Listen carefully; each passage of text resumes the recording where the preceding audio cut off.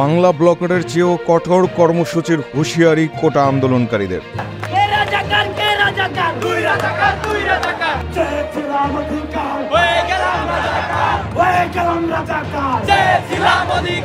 অতি দ্রুত শিক্ষার্থীদের সমন্বয়ে একটি স্বাধীন কমিশন করে কোটা সংস্কারের বিষয়ে এর সুপারিশ অনুযায়ী সংসদে আইন প্রণয়ন করা, গ্রেফতার হওয়া ছাত্রদের মুক্তি দেওয়া সহ সব মামলা প্রত্যাহার করা এবং হত্যাকাণ্ডের সঙ্গে জড়িত পুলিশ ও মন্ত্রীদের বরখাস্ত করা, এই 3 দাবি সামনে রেখে 24 ঘন্টার আলটিমেটাম দিয়েছে বৈষম্য বিরোধী ছাত্র আন্দোলন।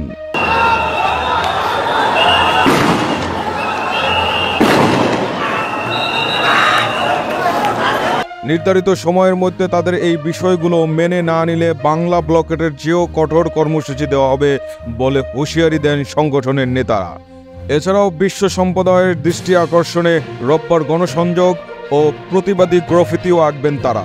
শনিবার রাতে অনলাইন প্ল্যাটফর্ম গুগল মিটে আয়োজিত এক সংবাদ সম্মেলনে এসব কর্মসূচি ঘোষণা করেন সংগঠনের সমন্বয়ক আব্দুল হান্নান মাসুদ।